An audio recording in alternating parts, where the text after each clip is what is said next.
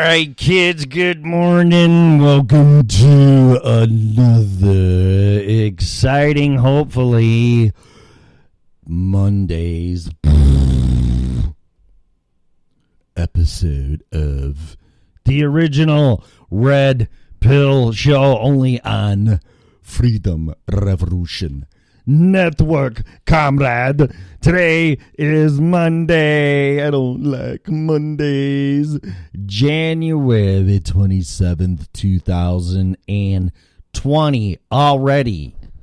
And what a fucking month it's been. Whatever. This show is for entertainment and educational purposes only. SKYPE.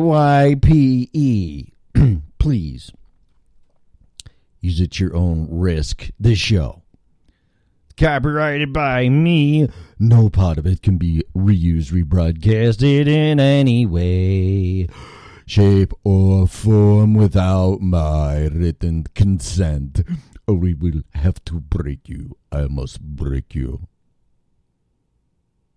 This show, it's opinionated. That's why I do it. And Melissa, too. Everybody here. Freedomizer. Freedom. God damn it, Tim.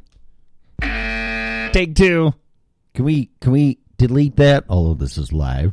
Can we edit that? On Freedom Revolution Network. I'm going to say that 20 times to get that out of my head. It's kind of like calling your old girlfriend, like when you're having sex and you call her the wrong name. Oops. Really don't recommend that. Anyway, the hosts, especially me, callers. What's her phone number? 815-975-3089. Guests, people that are naughty in the chat room, are and will always be opinionated. Under no circumstances whatsoever should opinions be taken as advice. We are seeking professional advice. Don't look here.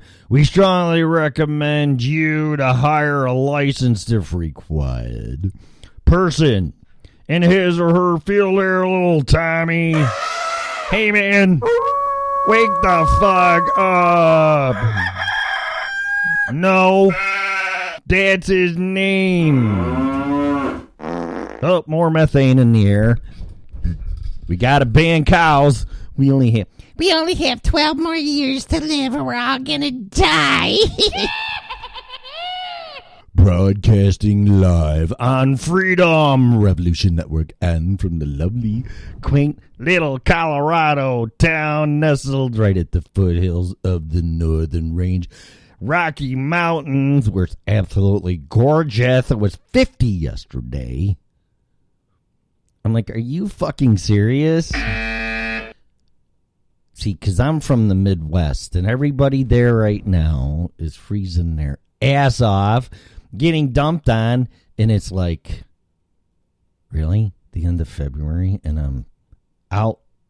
Well, I was out on my motorcycle yesterday for one.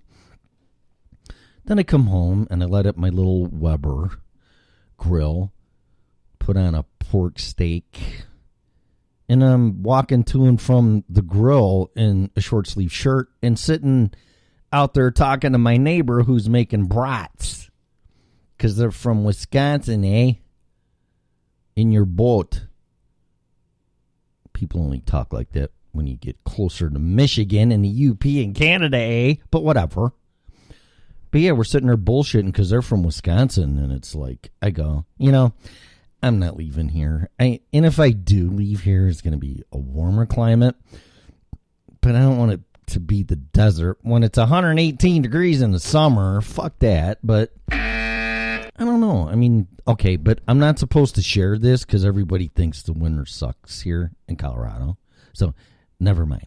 It's horrible. We don't need any more people here. Stay the fuck where you're at. Especially you asshole California people. Skype.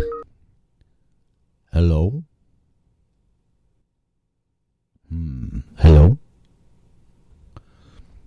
Nothing's working today?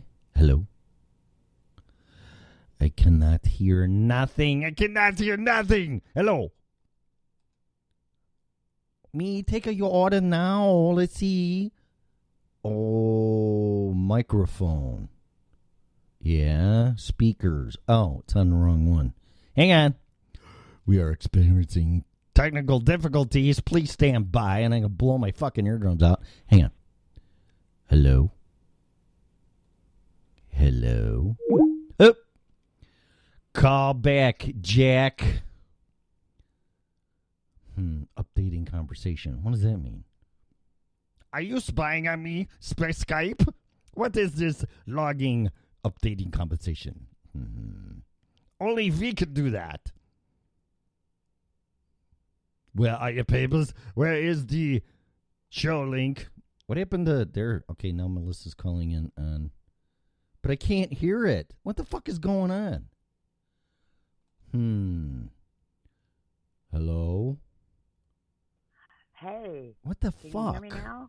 Yeah, I need an IT person in here to work this shit. What? My computer is like, I had to log into my Gmail account again. Like it was brand new. I'm like, what? What is going on? I had to log into everything this morning, and YouTube went totally freaking wacko.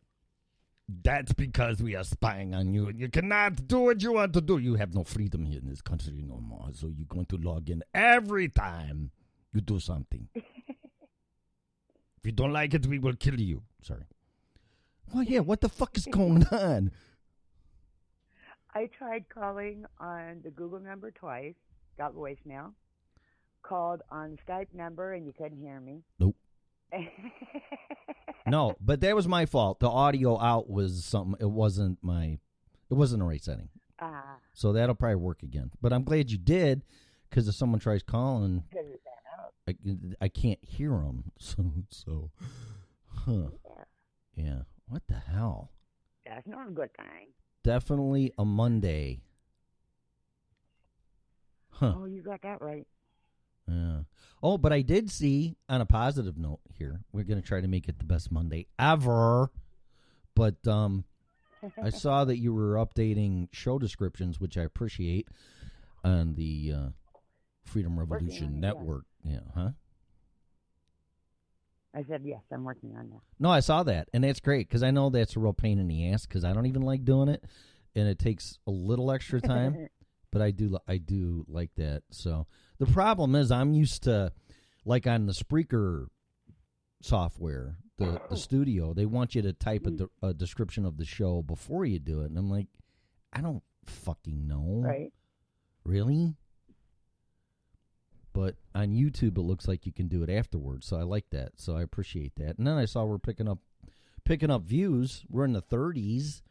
Yeah. So. Yeah.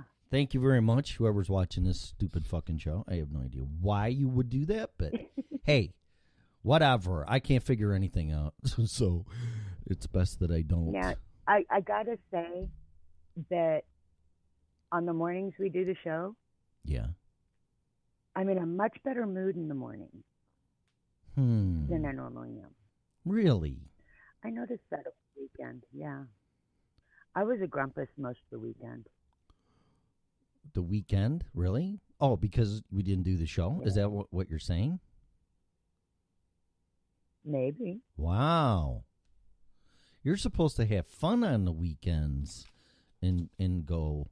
Because, see, that's bass backwards. You know, I mean, I'm glad. Don't get me wrong. But I'm like, you're supposed to have the fun times on Saturday and Sunday, not, oh, I got to get up at 5 and do this stupid fucking show again. Right? Oh, it's loud. Right? Yeah, right. Well, but see, that has to be contagious. That's what we need people watching the show and listening to it need to do and say. It actually, I realized that over the weekend that whenever I do the show, it kind of sets my tone for the day. And I always have fun on the show. So it sets my tone in a more positive perspective. Well, that's what it's supposed to do, because without sounding the way it's going to sound, it's not going to be my intentions, but back in the day when I listened to radio back in Chicago, and I listened to the people, and that's my problem in Denver because radio fucking sucks out here. I can't turn on the radio and get motivated, man. There are no good morning shows. Oh, it's Denver. ridiculous. And you got the dude that sounds like had- he's on pot all the time. That guy drives me nuts. I mean, I radio actually just... used to, whenever I first Oh. moved there, I was still listening to KLBJ in Austin. Austin, Texas. Yeah, hey, how you doing there, little lady? Right? Yeah. Fucking, I love Kinda. Texas. I know, kinda. I gotta work on it, but I love fucking Texas. Give me a month there, and I'll pick up all the accents and shit. I just love it. Oh man. If we ever have drinks together, Hmm. you'll hear a southern drawl really bad. Really? Yeah. Well, then my Chicago I accent. actually have a really, really bad southern drawl. Yeah, what y'all doing? Go ahead, Jerry. Do it a little bit. Yeah, I know you can do it. Yeah. I honestly, Yeah. my mother like drilled it in my head that having that southern accent made me sound so unprofessional. What? That it's, unless I'm really pissed or I drink, it doesn't come out much. It comes out on certain words, like "oh." That's funny you say that. Well, Go ahead. oh no, it was pen. You know, nobody can tell if I'm saying pin or pen. It's Weird little words. funny you say that because when I went to Blackhawk, the dealer, one of the dealers, because you know how they switch dealers after so much time or whatever, and one of the dealers heard me talk, and they go, "Are you from Chicago?" And I'm like, "Yeah." I hear the Midwest accent, and I'm really trying to work on it, but when I get pissed or I start drinking, it really comes out. So I know what you're saying. Yeah, I know what you're saying. Oh yeah, you know that the joke about the southern. Oh hell no! Yeah, I say that regularly. I love it. I try to listen to people to see where they come from because Colorado has a lot of people that relocate here, and I try when I listen real intently, and I'm trying to figure out what part of the country they're from. Pinpoint their location. Yeah. Yeah. Yeah.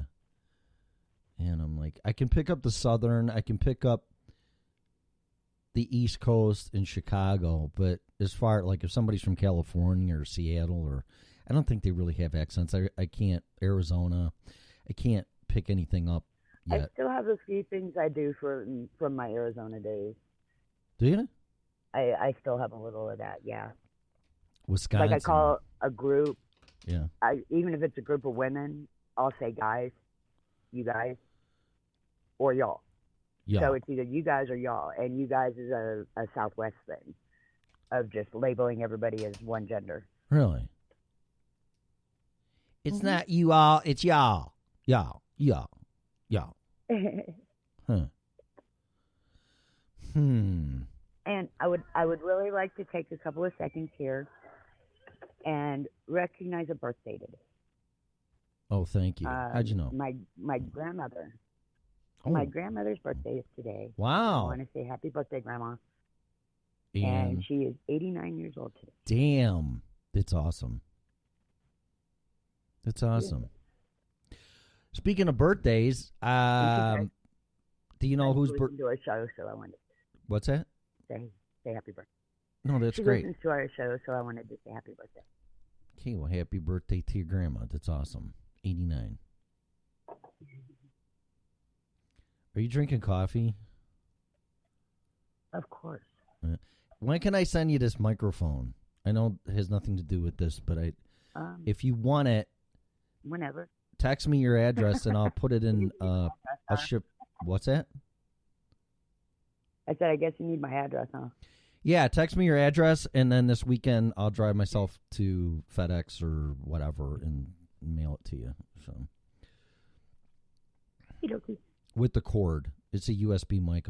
I'll send you the cord too. So, I mean, it's Okay, cool. it's just sitting Thank here, you. and I'd really like for you to sound better. I know it's going to be still over VoIP or whatever, but the phone, it doesn't irritate me. It's just that it can be better. And we had this discussion off the air anyway. I want this to be. Oh yeah. I don't want me to sound like awesome. Not that I do, but and then you sound like shit. I don't want that. I want you to sound as good as you can with the tools and technology that we have. Plus, you don't have to have that fucking phone up to your. I don't know if you do, but you don't have to have it up to your head all the time. So. Yeah, I do, because anytime I hook up one of those stupid earphones, Yeah. I'm a really little person, Mm-hmm. and not like little person, but I'm little. And the earbuds are always too big for my ears. Yeah, I got the same problem, believe it or not. I mean, I'm not little, but there are some features on me that are small, except where it counts, wink, wink. And, yeah, I have a problem, same thing. Mhm. I have the same thing. So, Yeah. but I got an extra large head. What does that mean?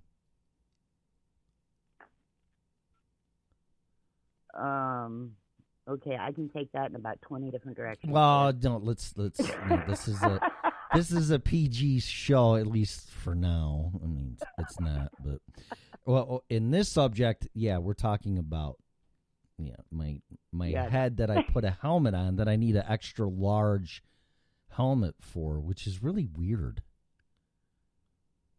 It's to hold your big brain. Yeah, my big brain. But smarter people have smaller brains. That's what Einstein. His was like a pound. I think his was a pound less than anybody else.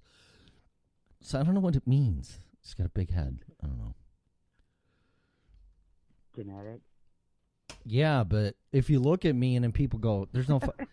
When people look at me, they're like, "Oh, what do you weigh? 160 pounds? I got a 28-inch waist and all this shit." I go, "No, about 180 pounds, and my waist is 34, and I don't want it any bigger than that." So it's just, I don't know. But my head, it's not like you look at me and my head's like, I look like a mongoloid, no offense, or fucking whatever. Or, the Martians from. Are you a bobblehead? Yeah, from Martians Attack. No, I'm not. No, I don't look like that. But it fits my body, I guess. But then, I don't know. It's just really weird because I have to buy an extra large helmet, and anything smaller, it just obviously won't fit. It's weird. It's weird. I don't know. But do you know whose birthday it was yesterday? Who's? Eddie Van Halen. Really? Yeah.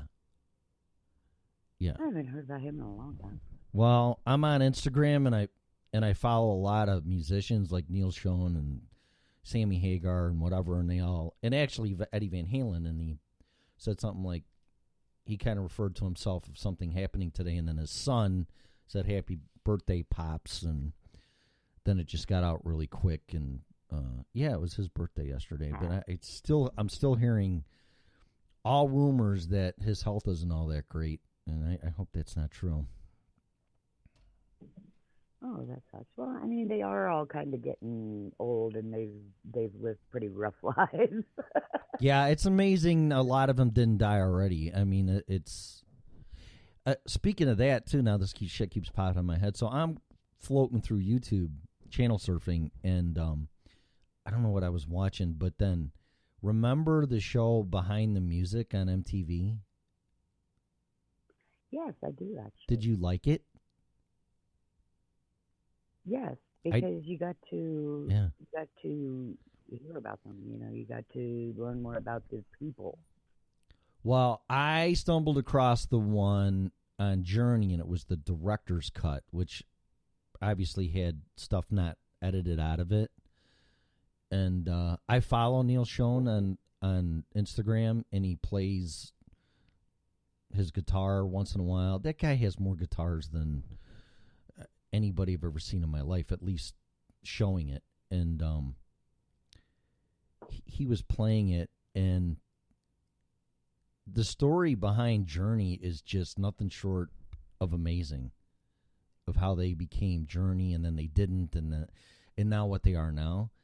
And Neil will play all this stuff through his effects.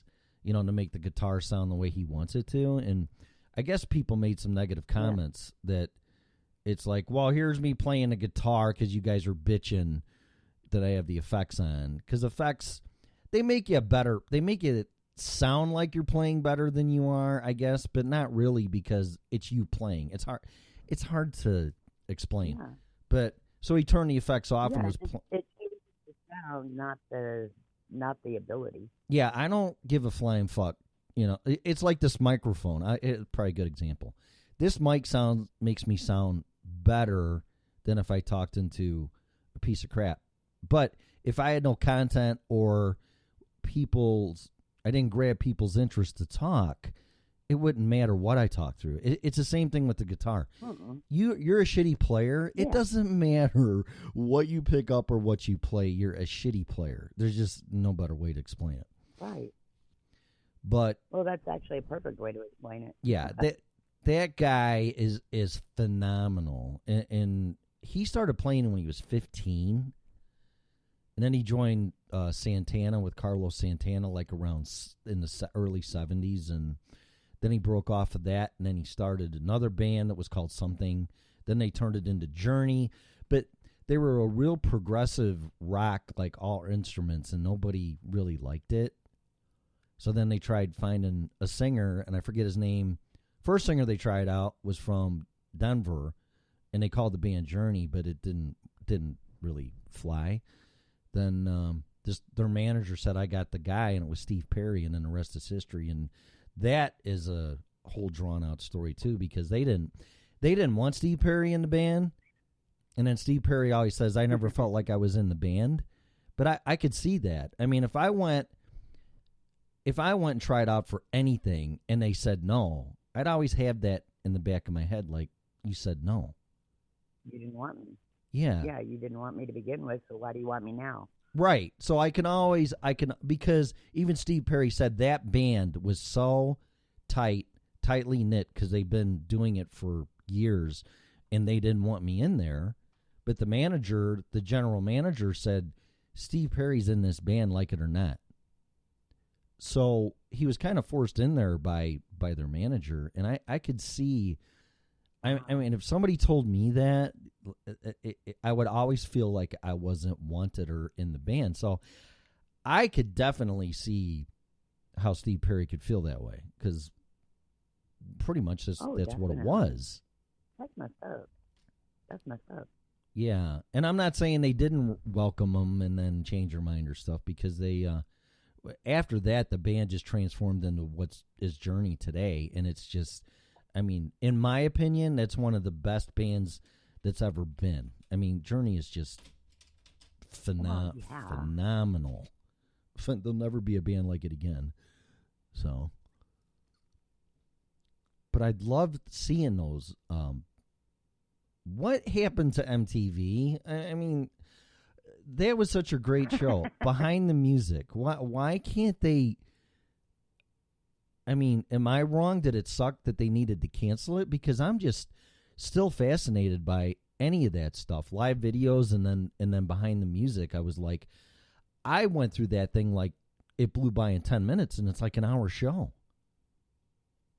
Yeah.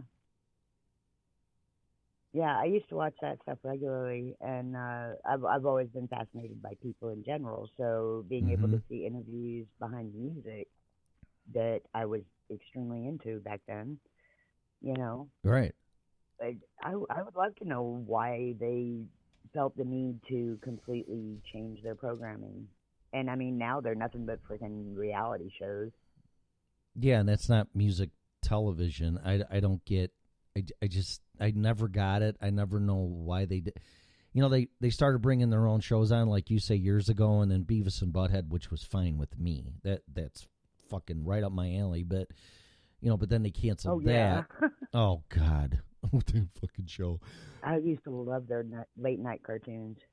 Oh, and then then they just started doing shows, and they completely abandoned the whole music center of music television, MTV. I just don't get it. But I love Behind the Music. I wish they'd bring it back, because and they could do current artists, which I really don't follow too much, and they don't even have to stick with a certain genre like Blake Shelton or Luke Bryan, and I don't like country, but I'm just saying, or any of the pop artists now, Shakira, she's a little getting there outdated, but all of them, I don't care who they are, bring them on there so we can find out, what these people went through, where they came from to where they are now, because it's fascinating to me. It really is. Yeah. In Austin, we used to have Dave TV on community television. Mm-hmm. And he would do interviews and Capsize, that's what it was called. He would do interviews with all the bands that would come through, all the local bands. And he's actually basically, I think he's now officially the rock music historian in the Austin area. Huh. But see, that's what community programming does. It literally can keep a record. I had to look him up because talking about it reminded me about the show. We need more of that, in my opinion. I mean, we're getting back into the radio thing. Terrestrial radio is just it's dead, man. It's so predictable and so stupid. Even in Chicago, there was a radio station ever since I was a kid, was called The Loop. It was FM 98, FM 97.9. And that's where a lot of talent that's in Chicago that's legendary was on that station at one point or another. And they were on the air for 30 years. And I move out here, and there's a station out here that's following in those footsteps in the same thing. And what they did is they ended up selling to K-Love, the Christian thing, Christian format. They ended up selling out to them. I don't know if they were having financial problems or they just wanted to sell it to make. I don't know any of that. But the problem was that was like the last rock station in Chicago that has been there for 30 years. And I come out here, and there's a station now that's following in their footsteps. And the problem with The Loop was they had the same fucking playlist all the time. It was the classic. I hate when they do that. It's the classic rock stuff, and it's like, listen, man, I love this stuff as much as anybody else, but throw some new shit in there. It's rock. Right? These people that are stuck back in the day in these, I'm just going to bang the fucking radio. Listen, I've been listening to radio since I was 7 years old. WLS AM music radio, and it turned into talk radio. I have radio, at least Chicago radio, in my blood. And they're all stuck on their stupid fucking formats. And these program directors and these management people that got degrees and this and that. I got news for you. Radio, and I'm saying Chicago. I can't say for Los Angeles or New York or, whatever. But Chicago was way up there with their talents, and it was just amazing. But it still sucked. The potential was never reached. And these program directors, well, we got to stick with pop music. So they play all the fucking pop shit or classic rock. And they won't play nothing older than 1978. And out here there's a station that insists on playing Pink Floyd. And I actually called in and talked to him live about that. And I said, sarcastic me, I said, hey, can you play some more Pink Floyd? And then nobody said anything. And I said, you know what? I said, I really get it. It's Colorado. It's the pot. It's all that stuff. And it's Pink Floyd, whatever. Dark Side. Hey, man, can you play Dark Side of the Moon, the full album, please? Thank you. And it's like, I'm tired of hearing. I like Pink Floyd. I don't love them. I love David Gilmour, great guitar player. But I don't want to hear fucking Pink Floyd every other song. And I asked them that. And they go, well, Tim, there's a testing group, and they were really nice. It wasn't as confrontational as I'm making it. I'm just making it that way to make it more interesting. But they're like, we bring people in here and interview them and shit like that. And I'm thinking like, well, who are these people? The ones that don't have fucking jobs and they're smoking pot every day, and you're asking them what they want to listen to? Are you kidding me? Can you please don't knock the pot smoker. Pay some pot. No, I'm just saying. You know what? Pink Floyd's great, but I'm sorry. It's associated with fucking pot. It just is. I didn't make up the rules. That's the way it is. That's what it's been. Dark Side of the Moon. You want to get high, put it on. Whatever. I'm not knocking anybody. I'm not one of those. I've never really. I like Pink Floyd, like you. Yeah, they're okay. Yeah. But I've never really understood the following they have. I don't get it. Their music wasn't anything real special to me. Well, most of their fans. Go ahead. Oh, I was just gonna say there was a lot more better. That sounded bad, but a lot of bands that were a whole lot better, in my opinion. Yeah. Yeah, even Led Zeppelin back in the day, who I wasn't a big fan either. That's back when I was growing up, it's like if you listened to Zeppelin, you were a pot smoker. I'm not saying nothing bad. That was just a stereotypical thing. That if you listen to country music, you live in a trailer park and have a pickup truck. I mean, what do you want me to do? That's just what's associated with it. Yeah. It's not me. No, all types of music have their stereotypes that go along with them. Right. And I'm not saying it's right or wrong, but that, you're going to have to break that. When who was, I think it was the dispensaries here or something, or I did a story and I read it that they were all freaking out. They want to break the stereotypical thing, what we're talking about pot users. And they said, well, the word pot alone is just wrong and offensive. We don't want to use that. It's like, well, yeah, everybody in the cannabis community, which I'm not one of these. I call it pot and weed. It is what it is. But the community, the marijuana community, now wants everybody to use the word cannabis, and it's like, man, that's so stupid. It's still the same thing. Yeah, you're gonna have much success changing that. Word.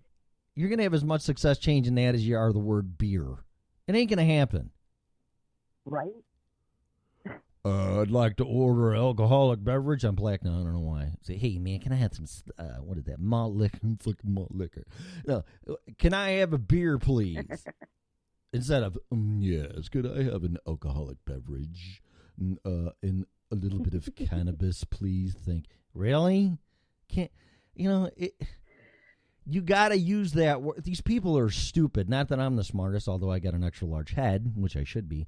But take that and transform it. Don't abandon it. You have the word pot. Right there is a great marketing term that you should build off of and eventually let it go and let it evolve and start slowly injecting stuff into it to change the perspective of it. I mean, millennials are easy to fucking fool. Yeah. It won't take that long. So do that, but don't try to rewrite the whole thing. You got a great fucking word there that everybody knows and what it is. So build on that, but don't try to rewrite the book. Right. Man. Yeah, I mean, I've never really understood the whole using a different term for whatever so that you change the connotation. Right. It's like it's still the same thing. If I had my choice, which I... Give it a word doesn't change anything. No, don't change it. Leave it alone. It's pot. Fucking shove it in people's face. Yes, pot's legal here. Oh, no, we have to change everything now. Because why? Because it's legal? So, and if you say I smoke pot, then you're a fucking drug addict, and you're a deadhead, and you're a fucking Floyd fan, and you like sitting around with black light posters? I mean, fuck, really? Where's the Doritos, man? I mean, come on. It's a different world Yeah. now. It's a different world. Change with it or get left behind. Yeah. Yeah. I mean, I'm sure alcohol had its challenges when Prohibition was, enacted and then rescinded. I mean, you still, you drink alcohol, you're breaking the law, and you're a bootlegger and a moonshiner, and you must be a Kennedy and whatever. It's like, just let it go. Just let it evolve and still use the same. But they didn't change moonshine, did they? I mean, give me a fucking break. No. I don't think of moonshine being illegal bootleggers. I imagine shit that can get me really fucked up and I can put it in my car if I have to, if I run out of gas. That's what I think of moonshine. Right. I've only had moonshine once. Yeah. It will knock really you gross. on your fucking ass. Well, yeah, it's grain alcohol. I mean, I don't know. People correct me. But it's like grain alcohol. It's like 100... it's like what is it? It's really high, 180 proof. I mean, it's the way they test it is they light it on fire to see how it burns. They do. And I only know that because they got some moonshine TV show and they were showing it when I was back in Illinois. My friend had it on his TV and I'm like, these fuckers are nuts. They're letting someone televise and make a show out of them making fucking moonshine? Are they stupid? But whatever. What do I know? But yeah, they showed that. They showed that's how they tested. The bluer the flame or something, the better, the higher the quality or alcohol content of it. So, but that shit's nasty. Yeah, it really is. To this day, I have trouble with red Kool-Aid because of it.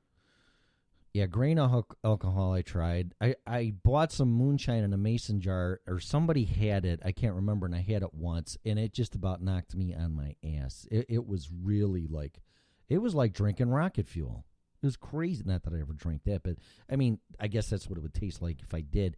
But it tasted like just stuff that you shouldn't be drinking. So It tasted like dirt to me. It just, like literally, like you just put a bunch of dirt in your mouth. Huh. That's weird. Well, since we're talking about pot, and like I said, I had my choice. And I'm going to share the movie that I saw, which was The Gentleman, which goes right into this. Really good movie. Oh, how is that? I'll tell you in a second, but I want to use this segue for it. I don't have a problem with pot. Actually, I don't have any problem with any drugs. I mean, that's your personal choice. I just pray to God you don't get addicted and ruin your life and end up dead or in jail or both. It's a place that nobody wants to go to. However, and it's up for debate how safe pot is and the medical long-term consequences and blah, blah, blah. To my knowledge, I don't think anybody's ever OD'd on pot. That may or may not be true. But it's probably the safest now legal drug, at least in this country, that people can do. And I know it has medicinal purposes for it, and people like yourself use it. I'm not judging people for using it whatsoever. And if I got into it, I would do it too. But the whole stereotypical, if you're a pot smoker, you're what were those people from Woodstock, the peace people? There's a term for it. It's, well, yeah. Hey, you're a hippie. You're just, like if you go to Netherland or whatever. Is it Netherland? What's that town up? Yeah, I think it's Netherland. They're all like that. Well, yeah, but I mean not the country. There's a town out of Boulder, southwest. Netherland? Whatever. That place is just... Oh, Nederland. That's it. There's a bunch of people up there that are like that. I was working there one day, and a guy just walked up to me because I walked outside to my truck to get something. He's like, "Hey, man, how's it going? You want some pot?" I'm like, "No, thank you. I'm working."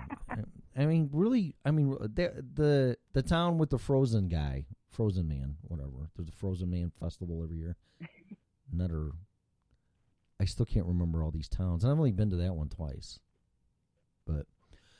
But the whole purpose of that is that you want to smoke pot, knock your shit out.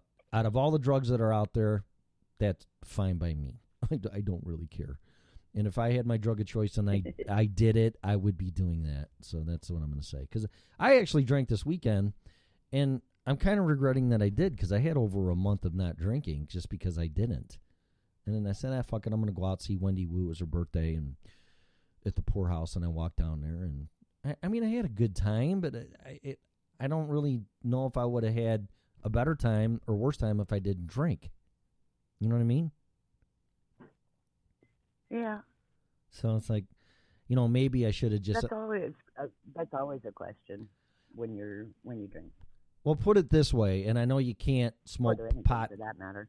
Yeah, I know you can't smoke pot in public, but I may just try getting a little high here and then walk down to Loveland like I do, and then see if I have a better time that way and not drink. I don't know. I mean, why not? I'm going to come home and have a couple. It's not like it'll hurt you. That's what no, but I'm just saying a different perspective of it. I mean, I may try that and then come back and then have a couple more hits and play the fucking guitar instead of drinking. What's the problem? I don't know, whatever. Yeah, I mean, it really isn't. I mean, obviously, I've done both. I was never really a big alcohol drinker. Mm-hmm. I didn't like the feeling of no control. Yeah. Right. And I mean, some people get that with pot too, though. So I don't. Huh. So it depends on how you react to it, really. Yeah, I guess, just like anything. So you got to be really careful because I remember the first time doing my first experience with drugs and alcohol, and I was scared to death. I'm like, oh my God, what's going to happen? I was always terrified when I tried something new. Yeah, well, there ain't a lot of them. There's 3, alcohol, coke, and pot. That's all I ever done, and that was enough. So that was just... Oh, I had my experimental days. Yeah, no, that's enough. I don't need any more. I got off of all of them except drinking, and I was never addicted to pot. And back then, I mean, my friends smoked it, and they bought it from their dealer, and God knows what it was cut with and what you were really smoking. And it always put me to sleep. So it's like, I really don't want to go to sleep. Well, yeah. So, yeah. So, whatever. And so that means it was probably an indica base, though. I don't know. Yeah. Which back then, we just got what we got. We didn't even know what it was. So, yeah, a tired... Nowadays, you can actually specify what you want. If a tired feeling is getting high, I don't want nothing to do with it, So, but I know they got the different strains and everything now. And I bought a strain for anxiety here, and quite honestly, I really liked it. I'm going to go back to the dispensary in Fort Collins and a girl behind the counter who they were very knowledgeable. And I said, listen, I don't want to get high. I don't fucking want to listen to Pink Floyd, fucking whatever. I want this to address my anxiety. So she goes, I use this. Right. I have really bad anxiety. It works great. And sure as shit, I came home. I don't think I came home and just smoked it right away. I don't know. But anyway, I think I got through not even a quarter of it because I didn't smoke it that much. And only when I had really bad anxiety after work at night, and it was mostly on the weekends, I would try it. And I really did like it. It was very nice. It didn't make me tired. And yeah. It disconnected all those horrible feelings of anxiety. It really did work. Oh, yeah, that's one of the main reasons why I use it. And, whenever I tell people, that, I smoke all day long, they think, oh, my gosh, how much weed are you smoking? And I actually only smoke about 1 gram a day. And so I'll take like a couple of, it's no different than popping a pill every few hours. No, it's not. No. And I literally take like a couple of hits and I put my pipe down. That's fine. Hey, whatever works for you or anybody else, and it doesn't fuck up your life or you don't fuck up other people's lives, I don't really care. That's great. Whatever gets you through the day and gets you out of bed. I was just trying to. What? I was just trying to give some relation to, when somebody says they smoke pot all day, sometimes It's a matter of they're really only smoking like a couple of hits like every few hours. Yeah, So like it's you not like they're smoking an entire joint or something. like you said, a prescription drug. There's no difference. So Yeah, I don't think Right. so. I don't think so if either. you're using it properly. Right. Yeah, Yeah. well, you're using it like as medicine, not for recreational. Right. Yeah, that's fine. I don't. Doesn't bother me. But if the pot industry, if the cannabis industry, excuse me, really wanted to get their shit together, they should use this stereotypical thing as like, well, pot used to be associated with this and show everybody getting high and at the concerts in Woodstock and play Pink Floyd and all that shit. Said, but pot also has medicinal uses, and then go right into that. And with anxiety and the CBD oil and all the benefits that allegedly are happening with that, and start doing that. Don't try to, and still call it pot. I don't give a fuck what you call it, but you use that word because you have one of the most marketable terms and brands and labels that there's ever been on the planet, idiots. Sorry. I mean, oh no, we can't talk about pot. Shh, that's an evil word. That's bad. Naughty. You can't say that word. It's cannabis. You're just going to turn people off. Fuck you. It's pot. Don't try to tell me it's not. And I know what it is and used to be, and I know what it can do. What? It makes people sound like snobs to me. Well, It and really I'm going to hear about this one. It's like the Harley. It's the same thing with Harley riders. Back in the day, if you were a Harley rider, you were no offense, you were a Hell's Angel, you were a troublemaker, you were a lawbreaker, you're a fucking asshole. Now, if you if you ride a Harley, you're cool. You're a lawyer. You're a doctor. You wear all your little fucking shit and make up like you're a goddamn motorcycle rider, which most of them aren't. And it's like, now it's cool. Weekend warriors. But they didn't change the name of Harley, you dumb fuckers. Ugh, sorry. No. It's like Harley Davidson. How many people put a tattoo on their fucking body of a brand of something they own? I've never seen a Hoover vacuum tattoo on anybody. Give me a fucking break. Use the name and use it and change the perspective of it through marketing and what it can do. I mean, am I wrong? Oh, yeah. 20, 30, 40 years ago, if you were a Harley rider, you were a fucking asshole. Right? Mm-hmm. And now the mainstream thinks most bikers are pretty cool. And Because they are. They always grew were up cool. around They always were cool, but they were free spirits. Kind of, there's a very, and I'm not saying this is my opinion, that Harley and pot have a lot of similarities. Free spirit, rebels don't want to fucking listen to anybody. They want to do what they want to do. And it's my business and not yours. Fuck you. There's a lot of similarities to that. But they never changed the name Harley. So why are you going to change the name pot? I just... this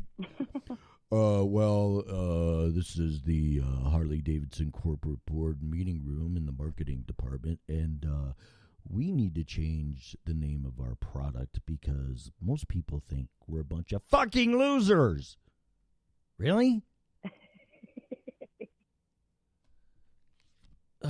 You got to change the brand association.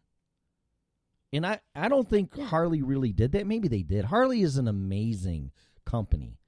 I mean, like I said, I love guitars. Well, they did a great job.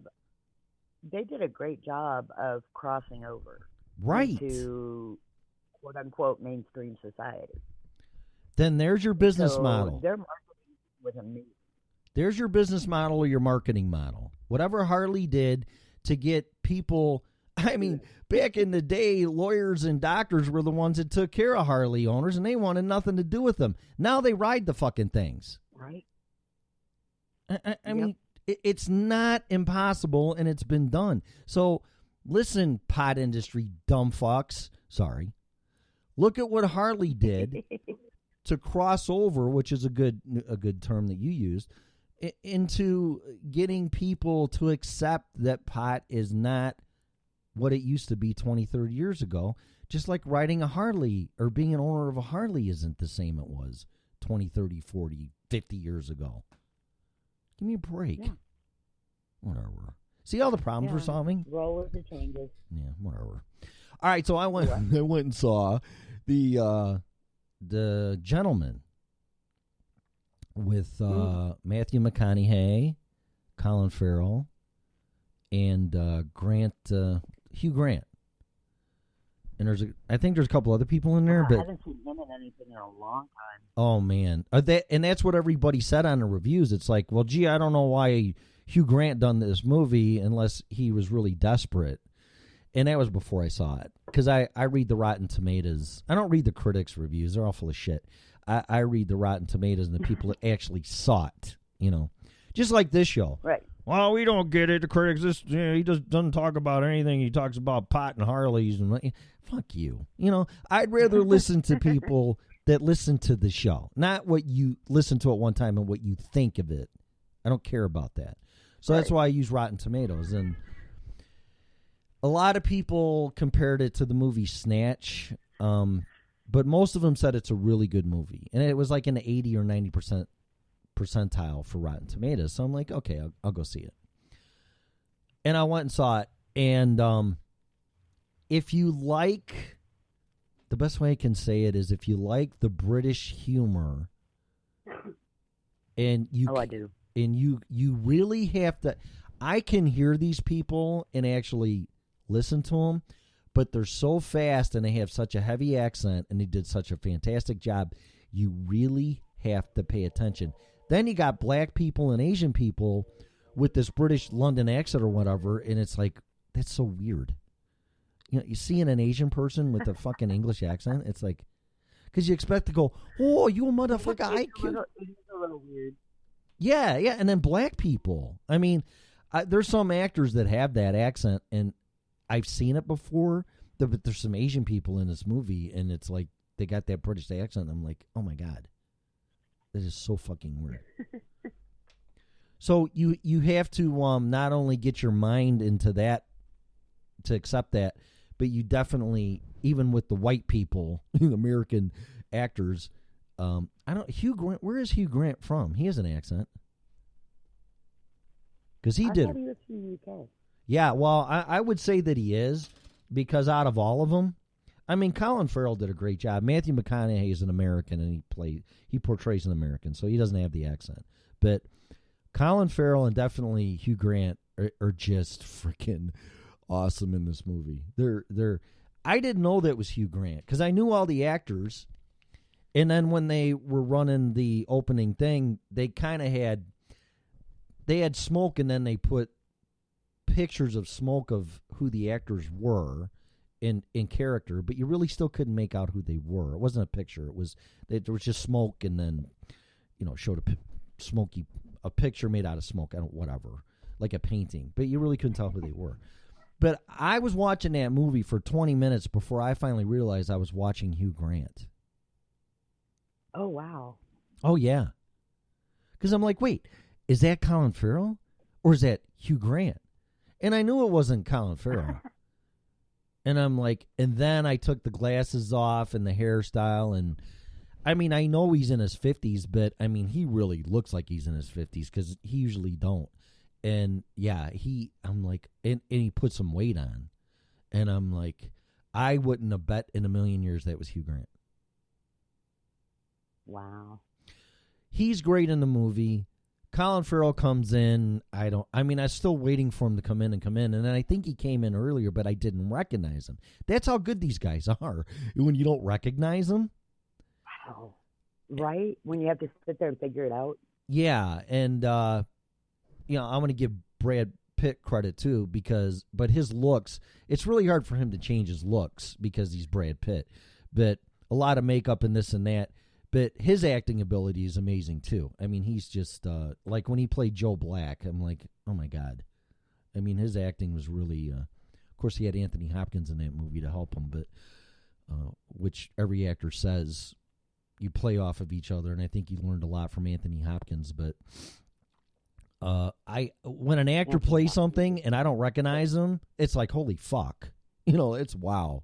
It's that's just amazing. And Colin Farrell is really funny and good in this movie. He really is.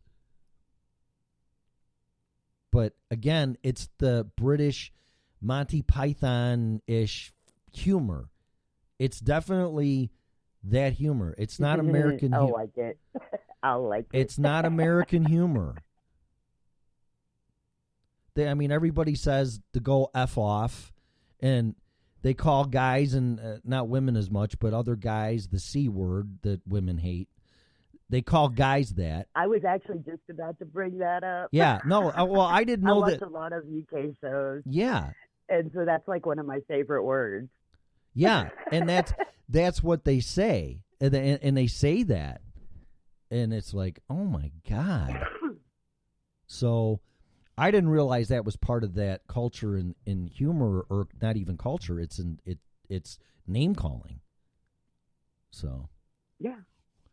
oh my God. Oh yeah. Yeah, it's just like, I love English programming.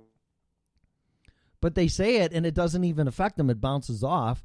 You know, I'm just gonna say it. They keep calling each other a It's fucking normal. cunt. You know, and it's like, wait a minute, Yeah. that's a guy. So how can he be a cunt? And I hate that word. I know women hate it, but I'm not using it in that context. Men I don't. are calling men. I know, but some people aren't going to go. You're going to get complaints on this one. I know. I can't believe he called him and used the word cunt. Listen, you got to listen. We are a free speech network. We don't censor. Well, maybe this will wake you up and you'll pay attention. But men were calling other men fucking cunts, and I'm like, whoa. I mean, that doesn't even make any sense. That's like calling a guy a bitch, which I've heard before. But, I mean, it's like, you know, that's usually a female reference, very insulting term. And they're calling him like it's nothing. Yeah. Like, you know, oh, fuck off, you cunt. And I'm it's like calling somebody a shithead. Well, yeah, or here. It's literally. Yeah.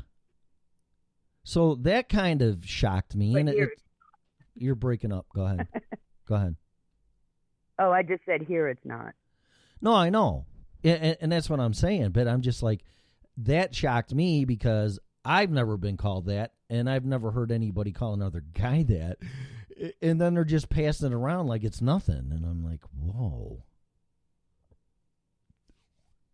So once you get past that culture shock, I guess, it's a really good movie. And it's kind of drawn out a little bit. But, you know, Matthew McConaughey went to college there from America. I'm not going to give anything away. I'm just going to tell the story and the plot kind of bit.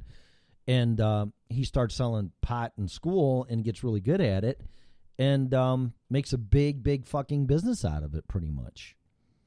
And then it kind of reminded me of being a business owner. So this is a movie I need to watch. Yeah, it kind of made me go back a little bit because I was being really successful and I was threatening people. And he's trying to sell his pot company. So that's when things get really interesting, and I'm not going to share more than that. But a lot of people tried to knock him down or take him down. And boy, do I know that feeling. And I'm like, it's a very interesting, the ending is very good because he catches somebody trying to do something to him, and it's just like, oh my God, I can't believe that he's going to do this to this guy, you know, and he flat out fucking red-handed caught him lying what he was trying to do to him. He's trying to undermine him, and so were some other people, except Matthew McConaughey kind of addressed it more than any of us could. But it was very interesting, you know, putting out the message, don't fuck with me. Yeah. But it's a really good movie. I'm definitely going to have to watch it. It's a really good movie. It's good, happy ending. He has a loyal wife, because they even tried to get to him through his wife, and she, you know, she knew better. She had his back. Me, not so much. Yeah. And I was kind of like, uh-oh. And they even say that. They even say, if you want to get to a man's heart, you do it through his wife. And I'm like, oh, my God. Oh, yeah. Oh, my God. I go, what is this going to be about? And I really don't want to see any type of similarity, what happened to me, on screen and see it. And it was, but it didn't play out the way it did with me. So I was very happy to see that. So it was really cool. Yeah. It was really, but it's violent, and it's definitely like a mob mentality. Matthew McConaughey's like, you fuck with me, people are gonna know. I'm gonna use you as an example. You're not gonna fuck with me, and he does. Nice. Yeah. Yeah, he says something like being if you're lying or if you're the king, you have to be the king and act like the king. And that means you have to do things to protect everything. And it's like, wow. I mean, it's there's a couple other sayings in there I don't recall, but they resonated with me big time. So Cool. very good movie. So speaking of What? Speaking of movies, and I'm going to add TV shows. Yeah. We had a geek out day not too long ago about superheroes, Yeah. and I ran across a show called The Boys. I guess it's on Imaginate. Amazon Prime, isn't it? It is. Yeah. Okay. Yeah, you're breaking And up. it's That's a what. really, Okay. it's a really good show.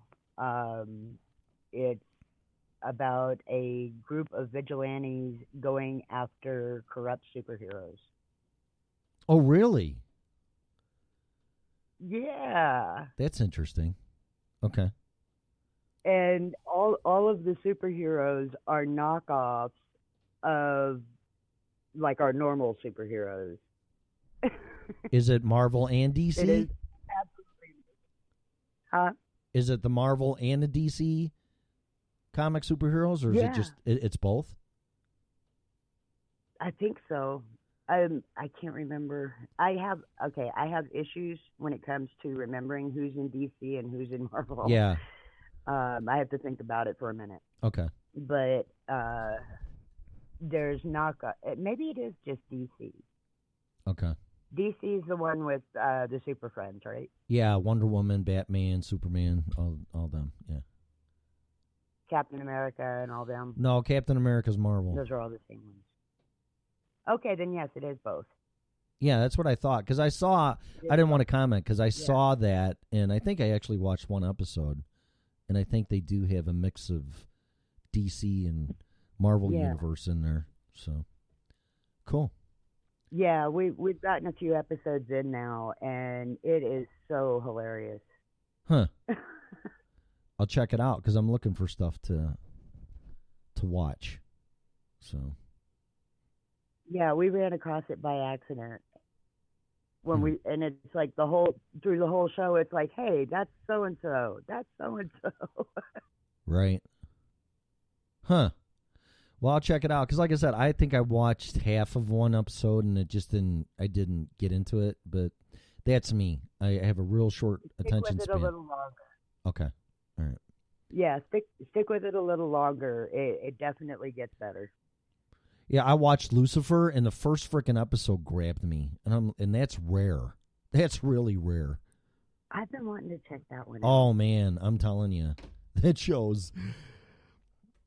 That guy that plays the actor, I don't know his name, but I followed him on Instagram after I watched Lucifer and told him a friend referred the show and I like it, and I also told him I think he would make a great James Bond because they can't find another person for James Bond. And this guy's a British actor, so he would make the qualifications. I think he would make a great James Bond.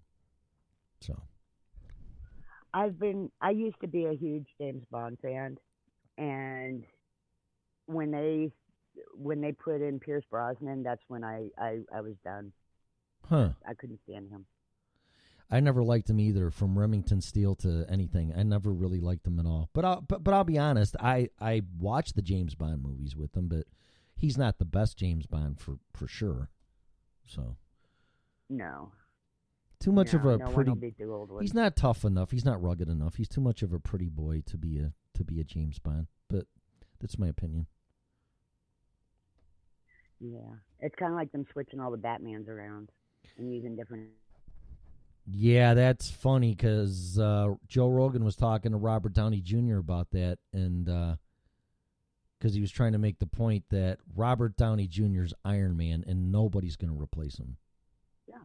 But no, nobody will ever be able to replace him. But Robert Downey Jr.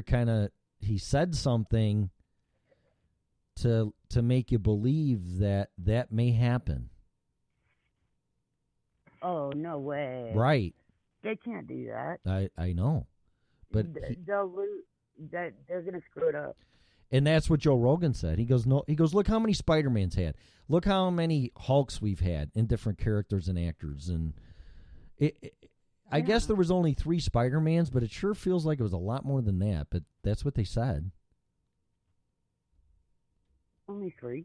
That's what they I said. thought there was more than that too. Well, I can think of 3 right off the top, Nobody but will ever be the same Hulk as Lou Ferrigno, though. That one. Yep, I agree. But yeah, I Bill. remember finding out as a kid that he was deaf, and Yep. it made me love him even. Yeah, no, he's amazing. I mean, in all honesty, I think he really was the only competition Arnold Schwarzenegger had. I really do, as far as a physique goes. That guy was just, I'm fucking monster, man. Oh, Oh my God. yeah, he was, and he was such an amazing human. Yep.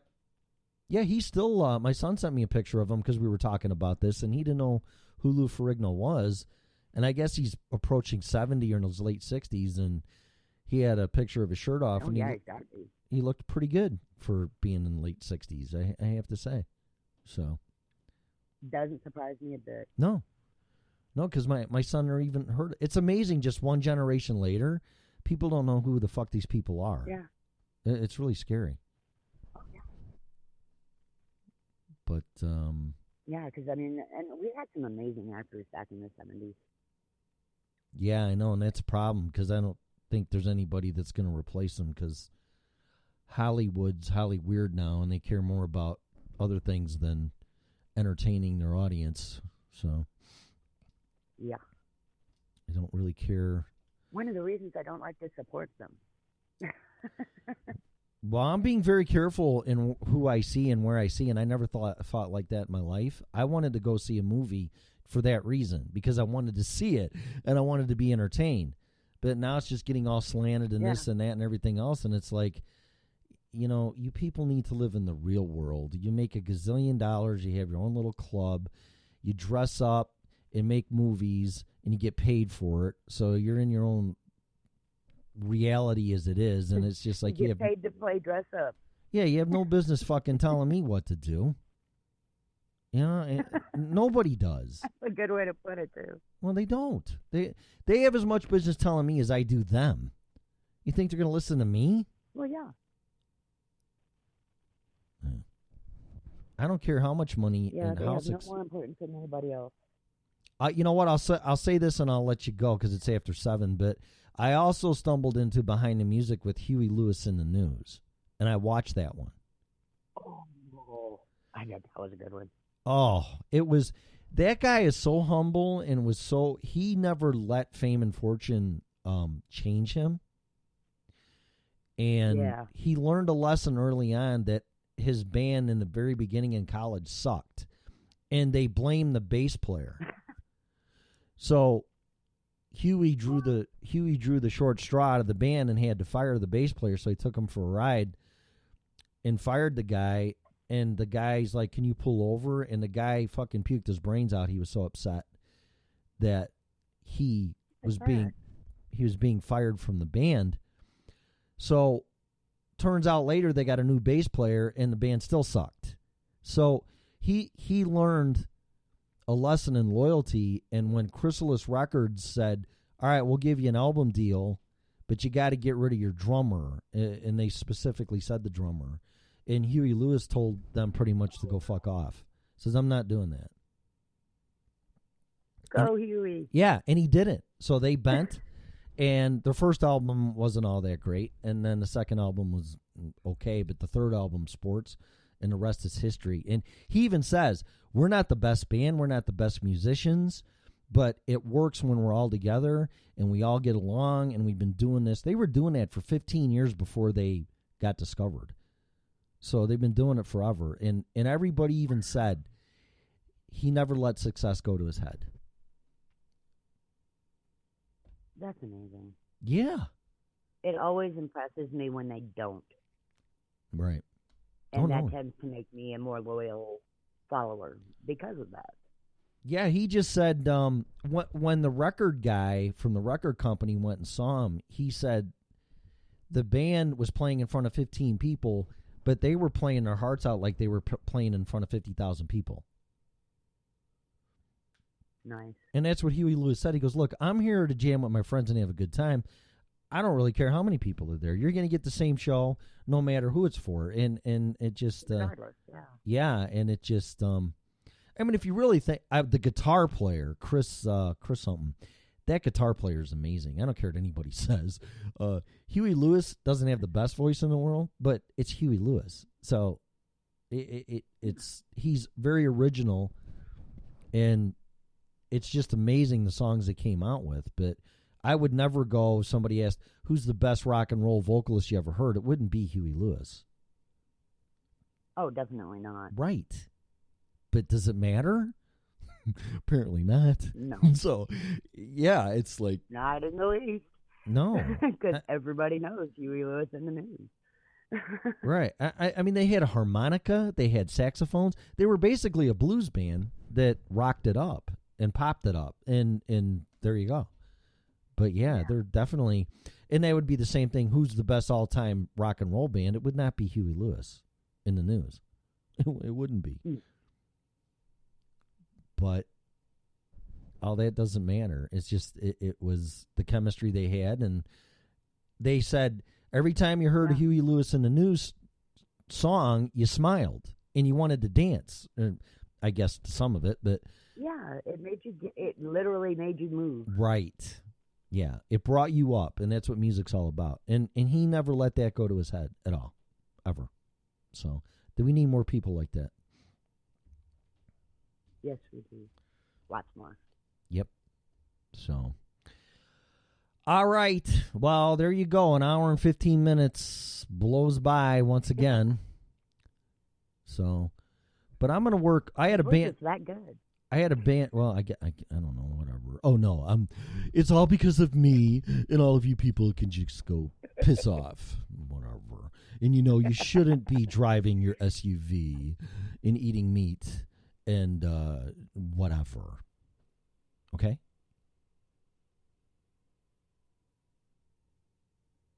Hello. Did you get that? I'm here. Oh, I thought you. I'm here. My phone alarm was going off, and it kept. Oh, gotcha. So, yeah, there you go. Hour and 15 minutes, and I lost track what I was going to say. I thought you hung up on me. It's like, oh, my God, whatever. But, so does that mean that when you get found, that and they say that we'll take you and we'll put you on national radio, but you got to get rid of Mel? No, I wouldn't do that because, and I'll be perfectly honest, my former co-host, Renee, was awesome, and we had chemistry too, and I thought about that, and I told her, I go, if this ever goes anywhere, you're coming with me. I don't care what they say. So I'm going to say that to you too. I'm going to say, absolutely. I'm not going to, well, we could have a better person than that dumb broad you got now, and I'll be like, you know what, you can go fuck yourself. Because... No, I'm a very loyal person, and that I don't care if they paid me $1 million a year. I'd be like, I'm not interested. I'm not doing this for the money. Oh yeah, we do it for the fun. Yeah, and again, money's the secondary thing. And the good mood that comes after it. Oh, that's what I was gonna say. It's funny you say that because I had a friend that I ended up dating, and I was teaching her guitar, and she listened to my show when I did it back 4 years ago back in Illinois, and she said, I just love waking up, because I did it in the morning, to the energy. I just love the energy. Yeah, and so I've heard that before, actually. So, which is nice. Well, yeah, it is. It's a great way to start the morning. Yeah, and I'm glad that I'm giving that energy out, and of course then you're adding to it. So that's great. But if people like, well, I don't want to listen to that guy because he's boring, or I wouldn't want to either.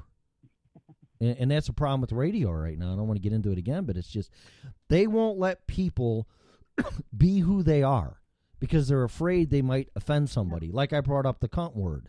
Oh my God! You know how many people you just alienated? Like all our female listeners? No, I didn't, asshole. Listen to what I'm saying. It's a movie. and it's a term that's used over in Europe, I guess, quite a bit with no gender specificality, whatever word would be, to it. Oh, man. You have to be a cool chick to like the word. Well, I never met a woman that does like it, but the point is that they're not saying it to women. They're saying it to men. They're saying it to men. And it's like, oh, my God. Yeah. I mean, when you hear that as an American, I don't care what gender you are, especially a woman, but a man, I heard it, and I'm like, whoa, wait. No, we don't say that word here. But I bet you that word is said 100 times in that movie. Oh, probably. And there wasn't one. You obviously didn't watch Game of Thrones, did you? I haven't been through it all yet, no. But that movie was almost. Oh, yeah, that's a standard. That movie was almost 2 hours, and that word was said 100 times. And if I'm not mistaken, not one reference was to a woman. When I watch it, I will let you know. Yeah, then there's a scene where a guy calls the black guy a black cunt. And he's like, wait a minute, that's racist. That's racist. And Colin Farrell goes, no, it's a fact. He goes, you're black and you are a cunt. I'm like, oh, my God. There you go. Colin Farrell is fucking great in this movie, man. Oh, my God. It's a great movie. I'm not a huge fan of him, but this one, I don't know. Because to me, he falls into Johnny. Oh, she hung up. It falls into me the Johnny Depp.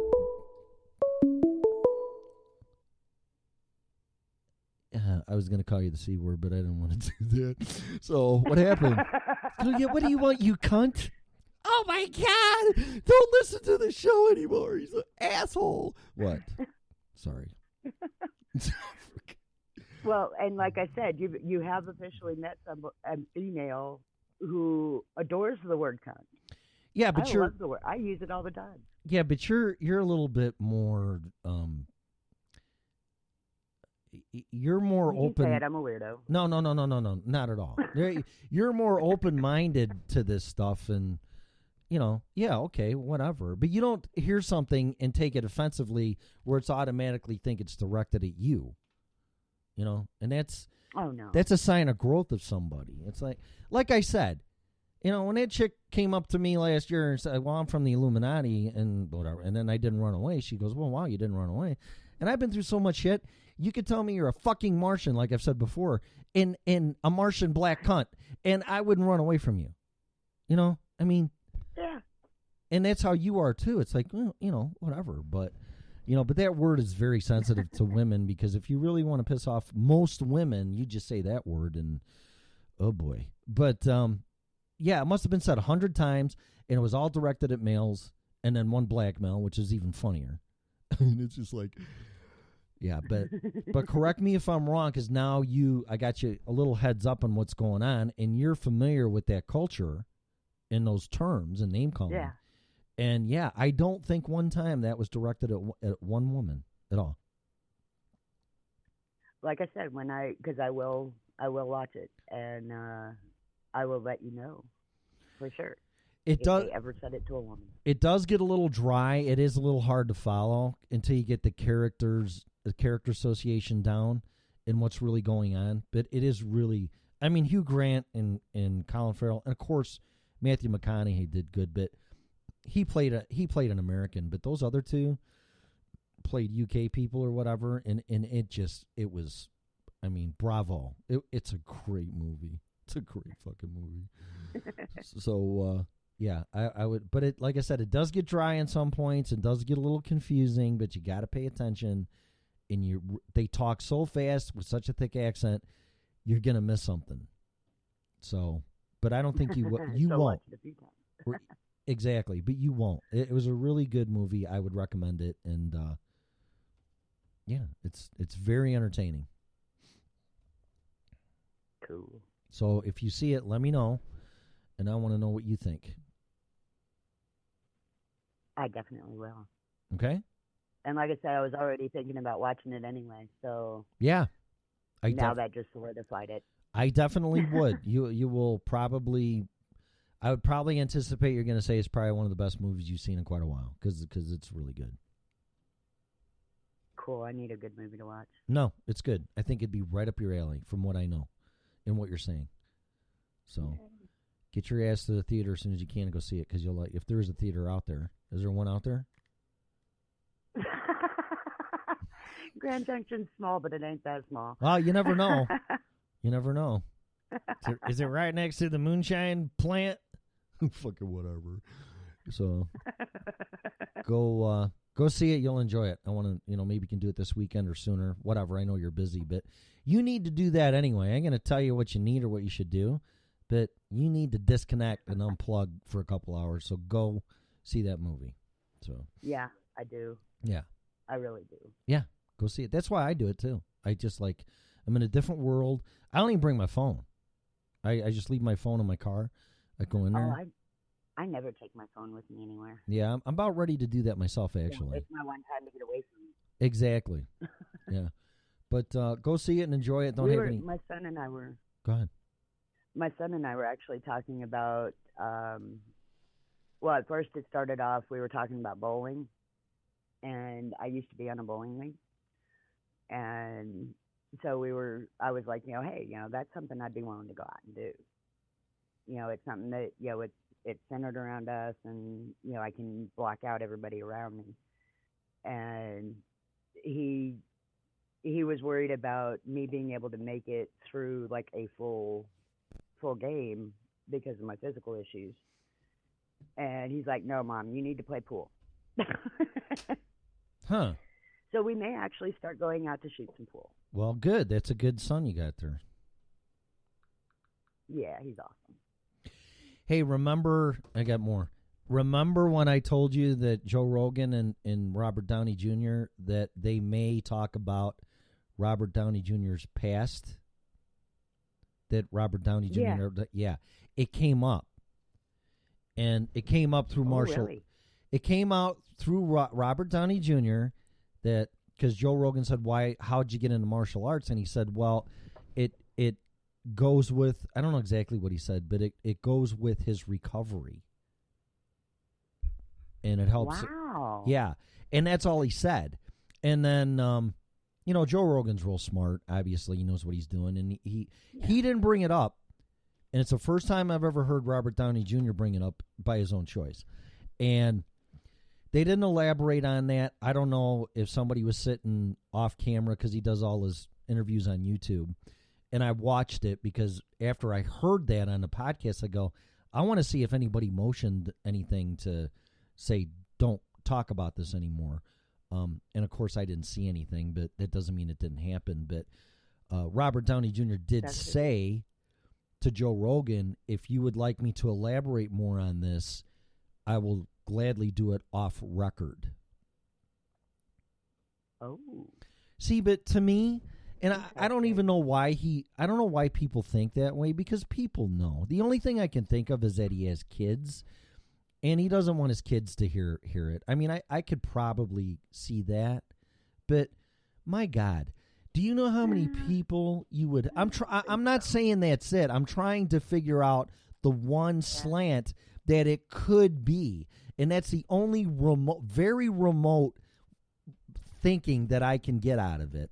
He's protecting his kids, but everybody knows and they know, so I don't know really. I think you're.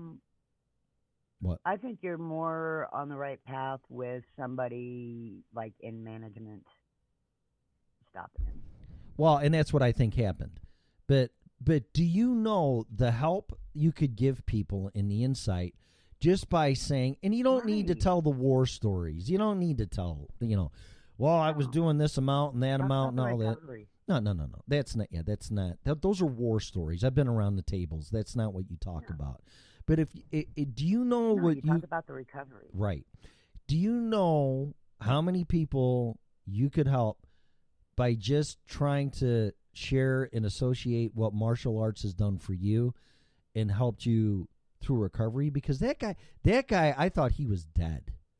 And I'm not going to talk more about it because that's his business. Yeah. Yeah, but I thought he was cooked. I thought he was done. And the things that he has done is nothing short of remarkable and a miracle. And if you can, if you could share that to help people, I mean, I don't.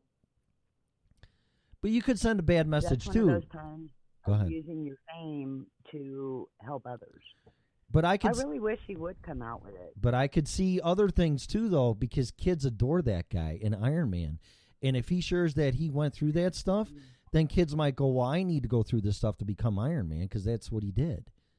Because my marriage was 1 in a million, and my wife and I at the time conquered all obstacles, everything else, and that, and we sent a message to our kids that no matter what, marriage will always prevail, and that sent a bad message to them, because no matter what, my daughter's going to make her marriage work, and my son tried that and only lasted 6 months because he tried saving the girl that he married.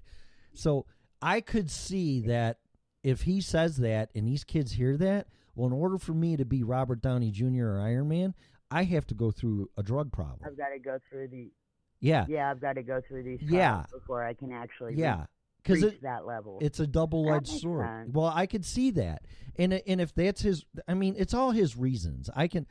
Listen. I put out there what happens to me to share, to tell people it can be done. But if you're going to take it and Right. say, well, I got to go through what Tim did to be on a stupid radio show, you're missing the whole point. You're that doesn't work. You shouldn't have to go through hell. No, don't do what I did. Yeah. You Yeah, know. do not do what I do. And the reason why I share what happened to me and what the consequences is pretty much telling you it doesn't work. Don't do that. Right. But people will. This is the experience of what doesn't work. Right. But sometimes you do have to go through hell and all this adversity to become successful. But I don't want in a million years happening to anybody what happened to me to get where I am or where I was or where I may be going. And I could see that. I could see, you might cause more damage and pain that what you intended. And then, of course, you're going to get blamed for that.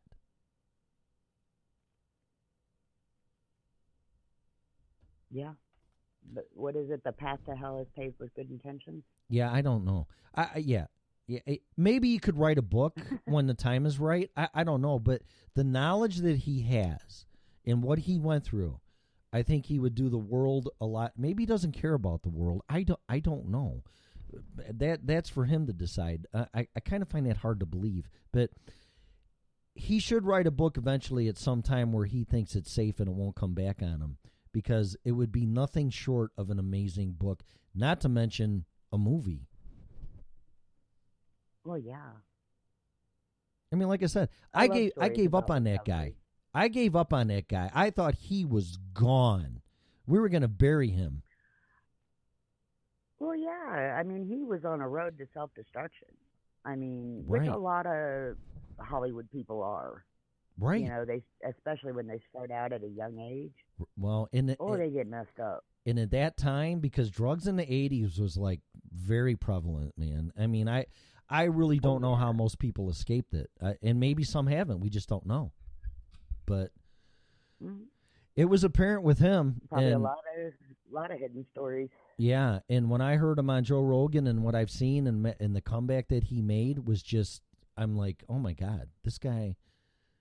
Oh, and I'll tell you a funny story. Listen to the podcast, but when Joe Rogan was interviewing him, he was wearing this medallion on his chest, and Joe Rogan's like, do you wear that because you were Iron Man? He goes, you know what? This is a funny story. He goes, I've been wearing this way before Iron Man. And then Joe Rogan goes, well, then it was your destiny. You were born to be Iron Man. And then they got into all this, really deep fucking spiritual shit, which he goes, I don't know. But I mean, yeah, I've had this forever and I've always worn it. So I thought that was very interesting. And I was just looking up the interview. Yeah, listen to it. It's the tension's high in the beginning because after watching Robert Downey Jr. and listening to interviews, I mean, he's being very cautious in who he's talking to. And they're both trying to read each other. And I'm sure Joe Rogan told him, look, dude, there's no script. Look, I'm not going to steer you. We're just going to talk. You and me, man to man, face to face, eye to eye on our podcast. And that's what I love about Joe Rogan. And that's how I am. But I've been doing this for over 10 years. And I think he started at 10 years. But quite honestly, I never knew he had a podcast until maybe 5 years ago. And I never really listened to him until I moved here. Because I needed 14 hours of shit to listen to. And I said, you know what? I'm going to listen to Joe Rogan. And I was floored what I heard coming from him. I've always liked Joe Rogan. Oh. I see his clips float through Facebook every once in a while, but until I didn't know he actually had a podcast. Oh, he's getting his balls busted now because he said, somebody asked him or something who he would vote for right now, and he said Bernie Sanders. And people came out like, what a racist and what a shill and what a this and what a that. And he's admitted he's more on the Democratic side. He's more of a Democrat. But he's not wait. Doesn't surprise me really. Well, no, and you know what? I messaged them on Instagram because I follow him, and I said, look, man, I don't agree with your political views myself. I said, but just because you're supporting somebody and you make it public, people are coming out of the woodwork calling him a racist and everything else and this and that. And I said, this is fucking ridiculous. Guy's not a racist. It's a look at our political views and just automatically make assumptions. Yeah, I'm like, and I told him, and I go, you know what, Bernie, because I predicted, I sound like an asshole here. I predicted that Bernie Sanders would get the Democratic nomination, and I still believe that. And when you listen to the guy, well, I know, but I think he's gonna get it no matter what, because all the other dingbats are just fucking dingbats. He's the most sane dingbat that there is right now, in my opinion. Only by what he says, because what he says makes sense. And especially if you're a millennial. Because I try to listen to this guy, because there's going to be a lot of millennials that are going to be involved in this election now. I really, truly believe that. And when you listen to this guy, he makes sense, because I try to listen to him like a dumb fucking kid. And that's no insult to anybody. If you're in your 20s and even your 30s, you don't fucking know anything. I don't care. You don't know a goddamn thing. But when you listen to him, he makes sense. And he's talking facts and things of that nature. And he's right. I mean, he is. I'm listening to him, and he's right. But his method of paying for all this stuff won't work. And when you're a dumb 20 and 30-year-old, and even maybe older, and you really do the math and listening to what he's saying, it's not going to work. You cannot give the government that much power. You just can't. It never turns out good. Never. And actually, when you see this movie, go ahead. Oh, all I was going to say was when it comes to politicians and their campaigns and everything, no matter who you listen to, then they make perfect sense. But when you get down into all of them, whether it's Republican or Democrat or third party, nothing ever pans out quite all the way. No. You know what I mean? Nope. No, and they tell us what we want to hear. It's all about power. In this movie, I was going to tell you, that's what all this is about. It's all the gentleman. It's all about struggling for power. Yeah. That's it. Like that movie. I'm really looking forward to it. That's it. It's all about struggling for power with a bunch of alpha males. That's all it is. And that's what politics is, although there's some women getting in there, but that doesn't matter. They're still human. And power corrupts. And that's what this is all about. Yes, it does. That's what this is all about. It's not supposed to be that way. The federal government's not supposed to have, and our elected servants are not supposed to have that type of power. No. That was crystal. We have the power. We have the power. But they've turned it into lies and manipulation, and they find out the power they really do have, and then I don't want to get into it too much because I've been down this road a million times. You know, they're slowly taking our rights away, whether you'd want to admit it or not. Yeah. Because that's our power. People should do their homework. There's some woman on Twitter that's an expert and a lawyer in the Constitution. It's amazing. how our Constitution came to be, which came from the Magna Carta, which is from over there from the King in England. Yeah. With the House of Lords and all that stuff. And it's just amazing that our founding fathers took the Magna Carta and made it even better. Because the King knew, everybody knew the King was fucking everybody. He knew it. And the only way you would share his powers, giving it down who kissed his ass, which the House of Lords and all these other people. But once it got to a certain level, you were a peasant and you didn't have any rights and you couldn't own any property. Yeah, I watch a lot of the historical type shows, and mostly from like 14 to like 1700s. Yep. And actually probably earlier than that, probably like 11 to 12. But yeah, you see perfect examples of it. And, you know, like all the problems that we are finally bringing to light today have been going on for hundreds of years. That's right. And they still are. It's like, learn history. Yeah, learn history, and you'll find that pedophilia was a commonplace thing. They married girls off as soon as they had their periods so that they could bear children. Yeah, yeah. Yeah.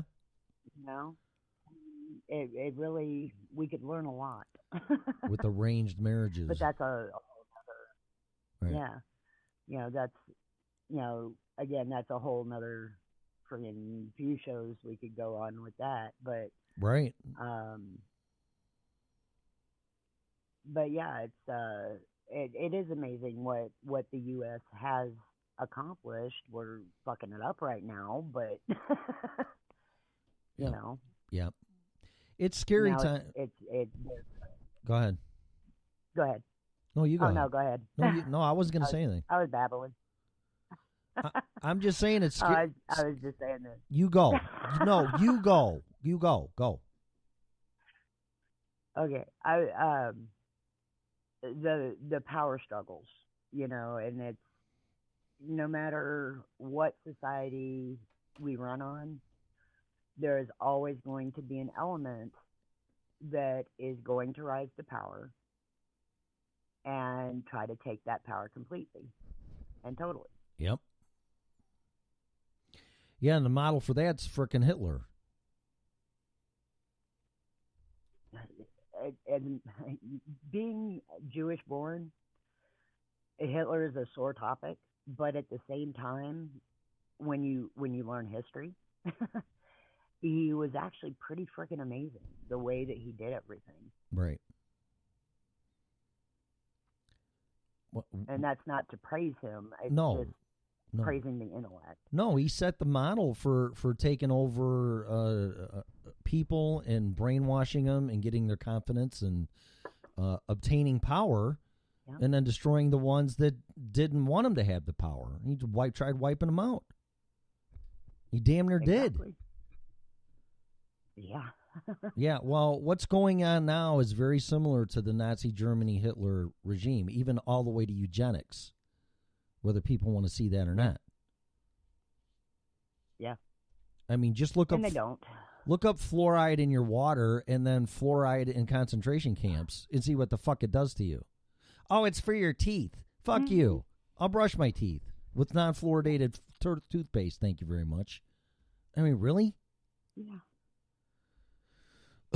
It's fucking, we're repeating it. They pump so much crap into us. It's ridiculous. Well, yeah, and then I don't even want to get into chemtrails. You know about those, right? Yeah, okay. I watch them every day. Right. Oh, that's just jet vapor. Fuck you. Yeah, no, okay, sure it is. Vapor dissipates. Right. Vapor dissipates. Yep. That is not vapor. Nope. No, and actually, you know what? I could have hangs around for long after those things are gone. I was friends with them on Facebook. If I can get a hold of them again, I could have a small chance of getting G. Edward Griffin on this show. Ooh, that would be cool. Yeah, I mean, man, we could talk about the banking system to chemtrails to all this other stuff, and I think he told me, he goes, just submit your request, and by a certain date, and then we'll get back to you. So, I mean, I just didn't follow up with it, and then I canceled my Facebook account. But there's other ways to get a hold of him. So, I'll see if he's on Twitter, actually. I'll check that right now. Because it's about the Twitter and Instagram's the only thing. I would offer to get a hold of him, but he wouldn't know me from a hill of beans, so. Yeah, he might. You never know. I don't know. It's a small world. Let's see if he's on here. G. Edward. That would be cool to have some guests like that. I'd like to. We could really get down to some nitty-gritty. Yeah, well, I could probably get Joel Skousen on here, because I interviewed him when I was on Freedomizer Radio, and he was really interesting. G. Edward Griffin. There he is. You know me, I'm up to talk to pretty much anybody. I find all people fascinating. Well, he's on Twitter, and if this is him, it doesn't have the official doohickey thing that says it's him, the icon or whatever, but I'll reach out to him and see what he says. I think it's him, though. Always worth a shot. Yeah, I mean, there's plenty of posers out there, and it pisses me off. I had somebody do that to me, going on chat rooms and shit, saying they were me, and that really, it really got me. Yeah. Hey, you should take it as a compliment that they went that far. Well, I did, but then when I saw him in the same chat room as me, saying he was me and saying some shit, people thought it was me. That I don't like. So. Yeah, no. Yeah, I'll reach out to him. You got haters, that means you're doing something right. Yeah, well, exactly. Right. Yeah, I think Winston Churchill said something like that. So if you have plenty of enemies, you're doing something right, or something like that. I'm like, whoa. Yeah, that makes sense. So, I know, you're always going to have haters. If you're not, what? Well, and if you're not stepping up and speaking out, you're not doing anything to improve anything. Nope. That's right. And people are always going to hate on you there's always going to be a group that'll hate on you for speaking out against whatever you're speaking out against or for. Exactly. So, well, I'd rather say something than that, because that's always been me anyway. So it's kind of late to change. So. Right. But at this age, I don't think any changes are going to happen. No. Well, and if they are, they better be for the better. So, 'cause I'm trying to be a better human being. So that's what I'm going to do. But, we'll also touch on Bitcoin too. I've had some conversations, and I've learned even more. So I'll bring that up down the road too. So I'm learning more. I'll actually turn on YouTube and just click Bitcoin and just let the fucking videos roll, and I'll fall asleep to it. And I've learned quite a bit more, actually. So. Oh, that's cool. Yeah, more probably than I ever have. So. But they make it confusing. I was talking to somebody about it yesterday, and then I really got to go a bit. We were talking about it, and all the videos you listen to, they talk to you like you already know what they're talking about. And then they explain something that you don't know what the fuck they're talking about. And like, what is a wallet? What is a Bitcoin wallet? What's an Ethereum wallet? What's a private key? Where's a public key? Where are the keys? You know, it's like, and they just start spouting out, well, there seems to be some confusion about a Bitcoin wallet. And, you know, and they just use your private key and then your public key. It's like, yeah, but where the fuck are they, man? Don't just tell me more about shit that I don't know about, dumbasses. That's another person I want to get on. I want to get somebody on that's Sesame Street, double book for double-ass dummies on cryptocurrency and Bitcoin. Just from the very beginning. You know what? What? I will see if any of my connections can Yeah, help please us out do. with that. Please do. Because it has to be very elementary and very, you know, the chicken and the egg shit, man, or whatever, or Sesame Street ABCs and 1, 2, 3 with Count Dracula, or the count, or whatever. It's got to be basic, down to its simplest terms about Bitcoin and cryptocurrency. Because they all start talking like you know what the fuck they're talking about. So I've been looking for somebody, and I can't. will do some checking. Yeah, I can't find anybody, and I really would like to find somebody like that for just to educate people, because nobody understands it. And that's quite honestly why I don't think the government likes it, because if people understand this, they're going to really understand what's going on with our system, and people aren't going to like it. No. Right. Yeah, I will definitely reach out to some of my crypto friends. Cool. I'd love it.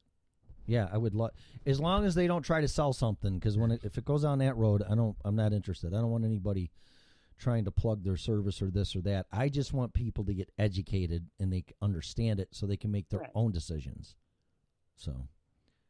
Oh, the people that I would talk to are people who are in it personally, but not like trying to sell coins or whatever. Yeah, or promote an exchange, or These are the people that are into it. Okay, good. Yeah, good, because I the thing I've learned, and I'll let you go, is that you can't trust your wallet, whatever that means to some people, sitting anywhere but in your possession, just like gold. If you have gold, your best chance is to store it yourself, or find a place where you can keep it and you know that you can go get it. But trusting this stuff to an exchange on the internet, or God forbid even your phone, is not the wisest thing to do. But that's the system right now, and that's what everybody's doing. So just that right there, it's like, nope. This is not the way to be doing this. Your Bitcoin wallet or any crypto should not be sitting on any of the exchanges right now. But people don't know that. Because, I've seen a lot of people lose a lot of money from, like, when the bank sites, quote unquote, the wallet sites, when they do upgrades and stuff. Yeah. I've seen people lose tons of money in those upgrades or transfers, and it can be real touchy. Yep. And there's ways to secure it safely in your possession, and that's the things I want to talk about, because the only scary part of it is it's not FDIC insured, and you're responsible for your crypto. So if you lose it, whatever way it is, you lost it. But I'd rather take a chance in me losing it or getting it stolen or whatever than losing it in cyberspace. And that's what's going to happen. Exactly. That's what's going to happen. That's why I was never a big fan of web-based programs like for my business, where it would be all online, and my company would be sitting on a server. It's like, no. I'll have integration with the web and all that kind of shit, or the cloud, or whatever the fuck you want to call it. But my company file is going to be sitting on my server or my hard drive or whatever. It is not going to be outside this building. I might have a backup. Oh, I won't put anything on the cloud that has like any kind of valuable information. Do you know how many companies are doing that? A lot. Yeah. I mean, I run into programming all the time that is completely cloud-based that businesses are using, and I'm just like floored. And it's like you realize all your personal information is sitting out there in cyberspace and can be hacked at any given moment. Yeah. It can be hacked, or it can get a DNS, like if you piss off fucking Anonymous or whatever. Maybe they can't penetrate the encryption, but you know what? We can fucking have a denial of service, and you can't get to your shit. Mm-hmm. Right? Yeah, no thank you. Yeah, but people don't realize that.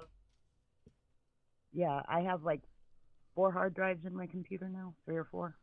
Yeah, 3 of them are backup. And then I've got an external. Yeah.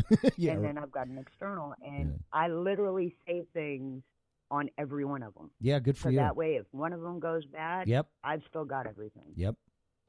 Yeah, well, that's what I want to talk about with... the cloud is horrible.